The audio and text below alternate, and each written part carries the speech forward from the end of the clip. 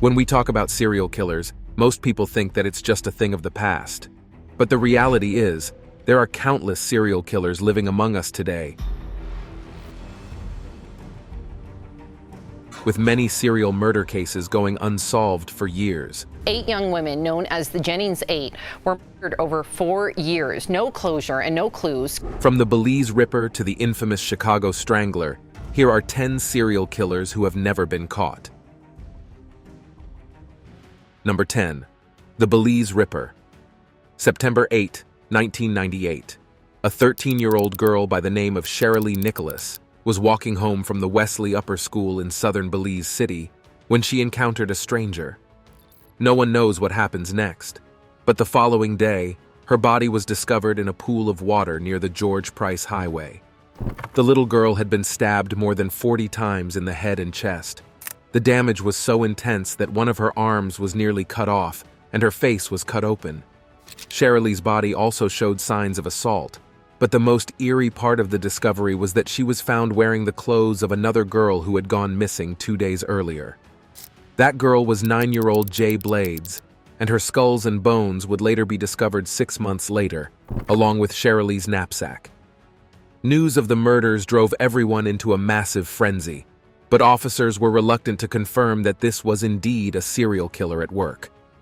That was until March 23, 1999, when another little girl, 12-year-old Jackie Fern Malik, mysteriously vanished while playing on her school's playground during recess.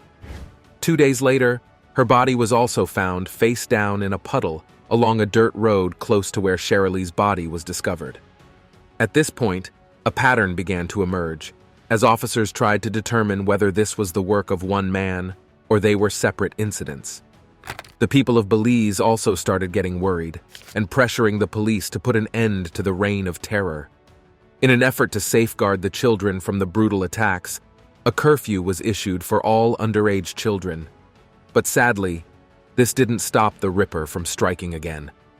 This time, it was 14-year-old Normie Hernandez who would fall into the hands of the unidentified deranged lunatic. Normie vanished on February 15, 2000 while running errands on Mosul Street. 9 days later, her lifeless and mutilated body turned up in a sandy mound along the Belize River. She was found with multiple stab wounds to the face and neck, and several body parts were missing. By this time, the case had grabbed national attention, and law enforcement knew they had to intensify efforts to identify the killer, who was now widely known as the Belize Ripper. Over the next few months after the last killing, officers tried pinning several suspects, but no one ever fit the profile. In the year 2000, pathologist Dr. Mario Estradabran made a shocking revelation about the victims. According to her findings, the victims were said to have been plied with drugs and alcohol prior to being murdered. By studying the precision of the cuts on these bodies, it was also revealed that the culprit either has a medical background or at the very least access to surgical equipment. Sadly, despite these revelations, the real killer has never been found. Number 9. The River City Ripper. He's known by many names: the Little Rock serial killer, the Little Rock Slasher, the River City Ripper. Some even call him Jack the Knife. But the real identity of this monster remains a mystery. The story takes us back to August 24, 2020, when a man walking on 2200 South Gaines Street, Arkansas, noticed a body strewn across the porch of a house on the street. The unnamed man immediately alerted the police, who identified the body as 64-year-old Larry Eugene. Eugene was initially declared missing 2 days earlier, and he was found with fatal stab wounds all over his body. Thankfully, the home where the body was found had a security camera, which captured part of the attack. In the footage captured on the night of the incident, the suspect was seen heading towards Gaines Street before he stopped and stabbed McChristian. Then he walked away before returning to stab the victim again. Sadly, the CCTV footage wasn't really clear, so it provided little clues as to who was responsible for the murder. As time flew by, the case went cold, and the neighbors had to put out a $10,000 reward to anyone willing to provide information about the assailant. But no one came forward, and the River City Ripper struck again. This time the victim was 62-year-old Jeff Welch, whose body was also found on his front porch at 4128 West 12th Street. He was found with a puncture wound to his neck, and after thorough investigation, the death was ruled a homicide. Then things went quiet again until April 11, 2021, when 41-year-old Deborah Walker was attacked at 1906 South Pulaski Street. Unlike the other victims, though, Walker survived the attack, even though she was stabbed 15 times. Unfortunately, her recollection of her attacker was quite blurry, and it provided little to no leads for the investigation. The only thing she recollected was that the man was a black male who was over 6 feet tall and had a slender build. At this point, the FBI got involved in the case, and the killer's profile was created. But in just less than 24 hours, the killer struck again. The victim this time around was 40-year-old Marlon Anthony Frank, who was stabbed at 2710 Wright Avenue, just a block from where Walker was attacked. Now, officers knew they were dealing with a serial killer, and it would take every trick in the book to nab this one. Here are some facts about the case. 1. All the murders took place between 1 a.m. and 4 a.m. 2. All the victims were strangers walking alone. 3. The victim seems to target elderly people of both genders, although his motive remains unclear. As a result of this string of attacks, the police increased patrols around the area, and the reward was topped by another $10,000. But even with such an attractive reward, the identity of the River City Killer remains concealed in the shadows, and the people of Arkansas continue to live in fear. Number 8. Monster of the Andes. Pedro Alonso Lopez was first arrested and sent to prison in 1969 for auto theft, and it was within the walls of the prison that his thirst for blood began to emerge. While in prison, Lopez had forced intimacy with 3 inmates, and then he ended their lives. As a result of these heinous crimes, his sentence was extended by 2 years. But in 1978, the state released him as a free man, sending him back onto the streets to pick up the pieces of his life. After getting out of prison, Lopez began his journey throughout the northwestern area of South America, eventually settling in Peru. Life in Peru then granted him the opportunity to fulfill his lifelong desires, abducting, maiming, and taking the lives of several innocent people. One day, while trying to abduct a 9-year-old girl, Lopez was caught by the Ayacuchoan indigenous tribe. He was stripped of his clothes, buried in the sand, and left to die. But an American missionary came to his aid, convincing the tribespeople to release Lopez and instead hand him over to the police. So they agreed, but instead of getting him arrested, the tribesmen let him go, banishing him from ever returning. Following his deportation from Peru, Lopez continued his killing spree, but the authorities couldn't link him or anyone with the mysterious increase in missing persons. Instead, they believed the victims were being abducted by a human trafficking ring. That was until April 1980, when the bodies of these young girls were unearthed by a flash flood which hit the areas surrounding Ambato, Ecuador. As new revelations began to emerge, the police went after Lopez, who then confessed to almost all the killings, and then some. His modus operandi involved luring the innocent little girls with trinkets, before forcing himself on them and then ending their lives by strangulation. Following his confession, Lopez led the officers to the sites where 53 of the victims were buried, and his revelations helped solve some 110 cases in Ecuador. He was charged with multiple counts of murder and convicted. But there's a twist in this story. You see, even though Lopez's crimes were horrifying, murder in Ecuador only attracted a maximum sentence of 16 years at the time. Lopez served only 14, by the way, walking out of prison once again on August 31, 1994. Sadly, prison did nothing to reform the criminal, and even though he was said to have been released for good behavior, it didn't take long for him to return to his old ways. In 2002, Interpol issued an arrest warrant for Lopez following the murder of a minor in El Espinal. The scenes bore a striking resemblance to Lopez's established patterns, and the officers feared that the maniac may be back in business. But it doesn't end there. Again in 2012, another minor was found with her throat cut open in the Colombian municipality of Tunja. Again, all fingers pointed to Lopez, the Andes monster. Now here's the mysterious part. Since Lopez broke free from the law in 1998, he has never been found. Even though authorities have launched manhunt after manhunt, he continues to evade justice. Today, he's known as the most prolific serial killer in history, with over 300 murders to his name. As he continues to walk free, one can only wonder if he will ever be caught. Number 7. Frankford Slasher. Between 1985 and 1990, a mysterious serial killer ravaged a rough neighborhood in Philadelphia. These were no ordinary murders, but shocking and brutal crimes that would send chills down the spines of anyone. The victims of this string of murders were assaulted and then stabbed dozens of times, to the point that their internal organs were exposed. Their legs were also displayed in a demeaning pose, adding insult to the injury. About 9 victims were identified with the same pattern.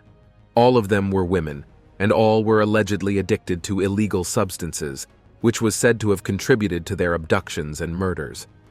The strange killer was nicknamed the Frankford Slasher.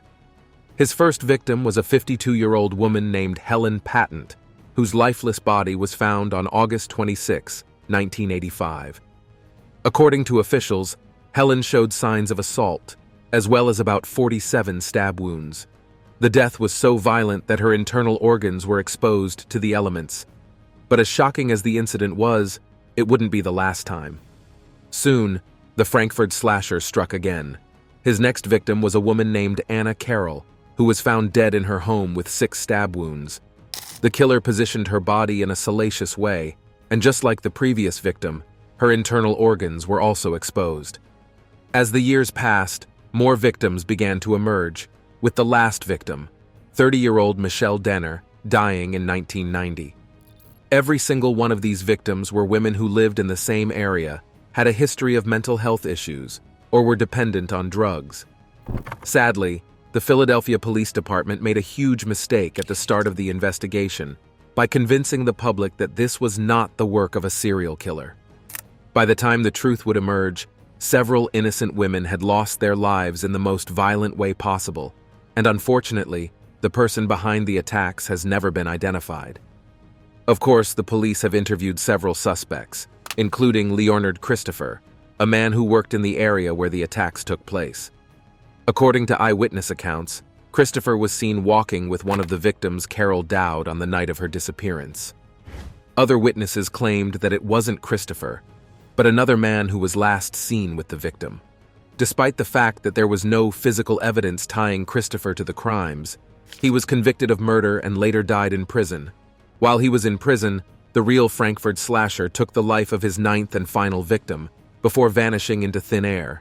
To this day, he remains elusive. Number 6. Jeff Davis, 8. May 20, 2005 is a day that will forever be etched in the minds of the people of Jefferson Davis Parish in Jennings, Louisiana. It was on this very day that the body of 28-year-old Loretta Lynn Chasson Lewis was found in a canal just outside the city.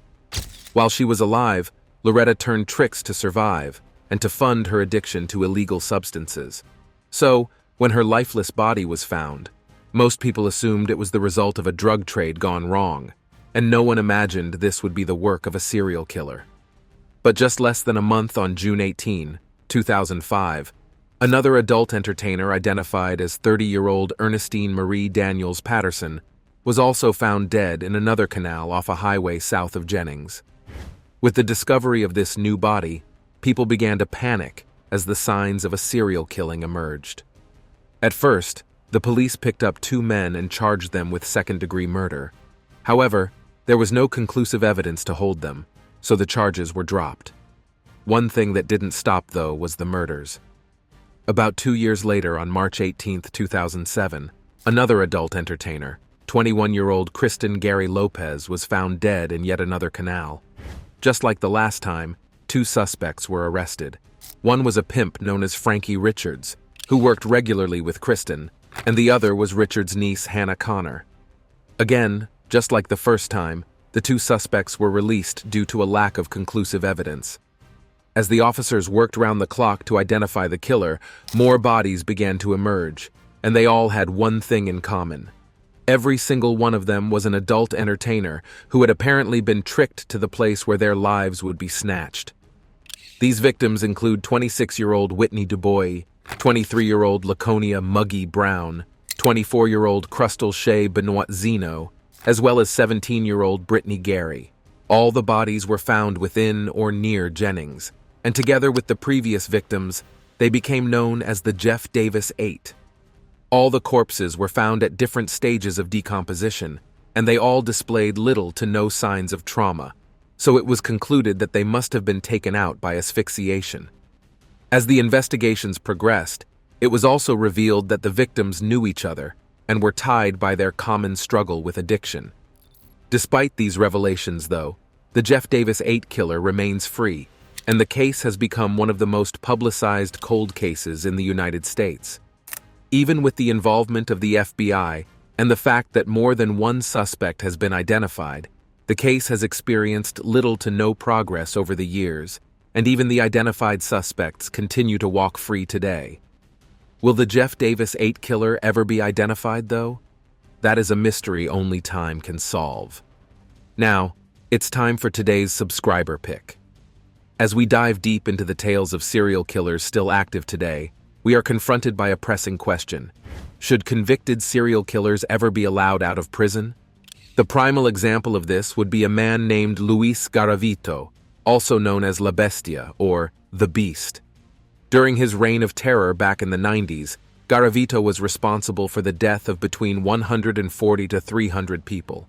His victims were little kids and teenagers, ranging from 6-year-olds to 16-year-olds. Garavito would capture, torture, and end the lives of these young children, and he has been named the worst serial killer in history.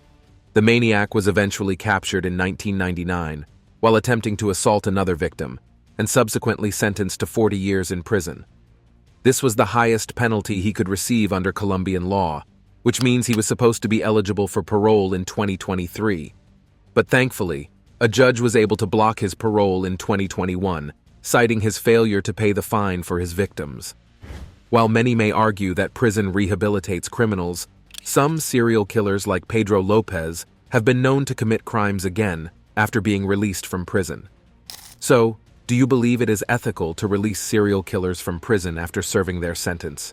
Share your thoughts with us in the comments. Number 5. Danilovsky Maniac. This next haunting story takes us to Russia, where several murders have remained unsolved for almost 2 decades now. Between 2004 and 2007, a man widely known as the Danilovsky Maniac has been terrorizing people of Cherepovets in the Vologda Oblast. At least 7 victims have been identified, 4 of which were found in an abandoned construction site on Danilovsky Street, hence the name. He's also known by another moniker, the man with the dull eyes, which was coined from the accounts given by some survivors, who described the assailant as having dull eyes. But that was the report given by those who survived, those who didn't meet their demise in the most gruesome way possible. The first victim was 17-year-old Marina Ostrovskaya, who went missing on February 4, 2004. Then, in August of the same year, 19-year-old Irina Popova also lost her life in the Petinsky wasteland. About a month later, on September 5, 22-year-old Tatiana Baeva was assaulted and strangled at a local art school. And then again on December 8, 2004, 17-year-old Tatiana Maximova was also assaulted and strangled on Milutina Street. Then in June 2005, 31-year-old Lyudmila Miroshnichenko failed to arrive at work only for her to turn up dead later on. The following month, 19-year-old Svetlana Stepanova was also found dead, and it was while exploring her crime scene that officers found the rotting remains of Miroshnichenko and Ostrovskaya. The last confirmed victim was 17-year-old Natalia Zakalova, whose lifeless body was found on June 11, 2007. The eeriest part of all of this is the strange pornographic drawings that were found on the walls near the site of each murder. Unfortunately, the Danilovsky Maniac continues to roam free as investigators intensify their efforts to catch up. Number 4. The Zodiac Killer. Many serial killers get named by the public, but not the Zodiac Killer. He named himself. Back in the late 1960s, this mysterious madman terrorized Northern California, and his crimes were so grotesque that it became the most famous unsolved murder case in United States history. Between December 1968 and October 1969, this mysterious killer traveled through the rural, urban, and suburban regions of Northern California, targeting young couples as well as a lone cab driver. The range of his criminal activities spread across Benicia, Vallejo, Napa County, and the entire city of San Francisco as a whole. According to documents sent by the Zodiac Killer to the FBI, he had supposedly taken the lives of 37 people. However, just 5 of these cases have been confirmed, and the rest remain under investigation. The Zodiac Killer has also been linked to several other cold cases in places like Southern California and other neighboring states. Some of the confirmed murders include the death of 17-year-old David Arthur Faraday, who was shot and killed alongside 16-year-old Betty Lou Jensen on December 20, 1968.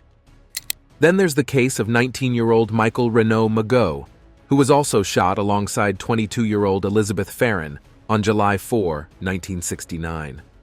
Although Magot survived the attack, Farron wasn't so lucky, and she was pronounced dead on arrival at Kaiser Foundation Hospital.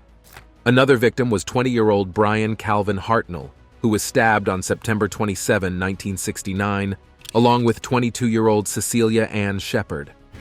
Hartnell survived the attack, but Shepard eventually succumbed to her injuries days later.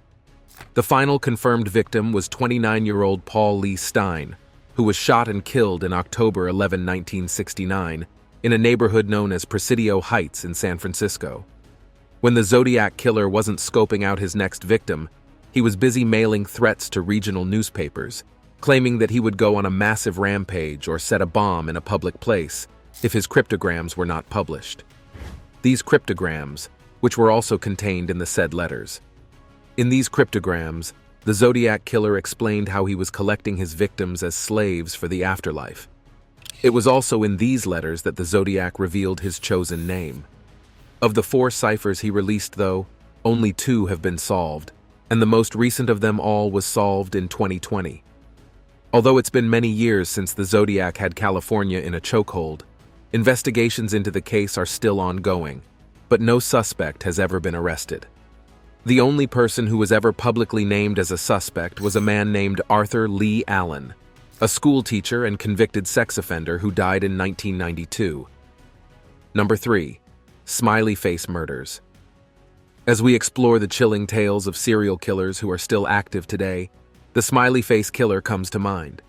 This mysterious monster was responsible for the death of at least 45 young men between the 1990s and the 2010s.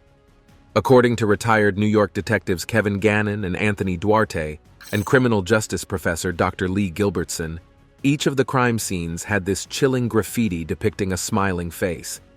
This was where the name the Smiley Face Killer came from. The crimes were spread across 11 Midwestern American states, including Washington, Boston, Chicago, and Wisconsin. These victims also had a few things in common. 1. They were all college-age males who were very popular, athletic, and successful students. 2. They were all white males. And 3. They all met their end on the way back from parties or bars where they'd been drinking. Their bodies would be found in bodies of water, leading to the conclusion that they had died of accidental or unexplained drowning.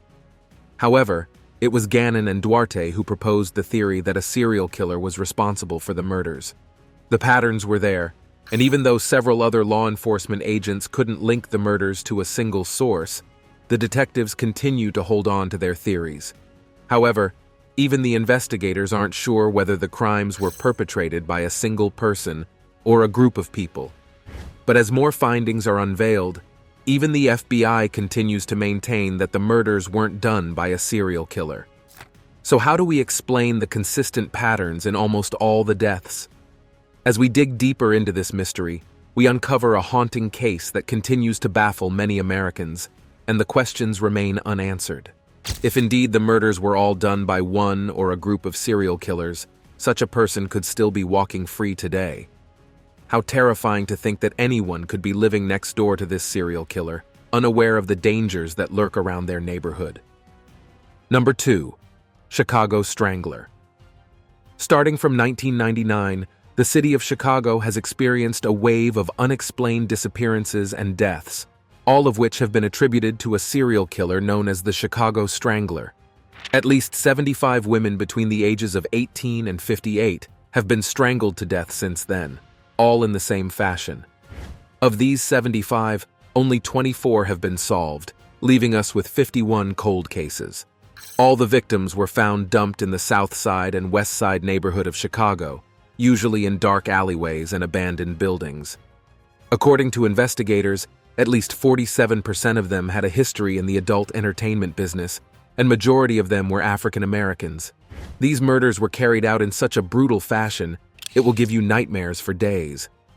Some of them showed signs that they were gagged, some had plastic bags tied over their heads, and some were even set on fire. But the common feature was that they were all stripped of their clothing. The earliest victim of this unidentified maniac was a woman named Angela Ford. Angela vanished in 1999 after leaving home to pick up her children's report card. Sadly, she was found strangled and unconscious just days after her disappearance, and after spending a year and a half in a coma, she took her last breath. Then, of course, there's the case of Teresa Bunn, whose lifeless body was recovered in 2007. At the time of her death, Teresa was 8 months pregnant, making the whole case even more depressing. She was strangled, stripped, and her lifeless remains was thrown into a dumpster.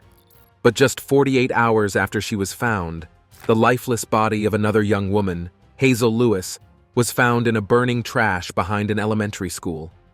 Despite intense efforts to identify the culprit behind these killings, the Chicago Strangler continues to walk free.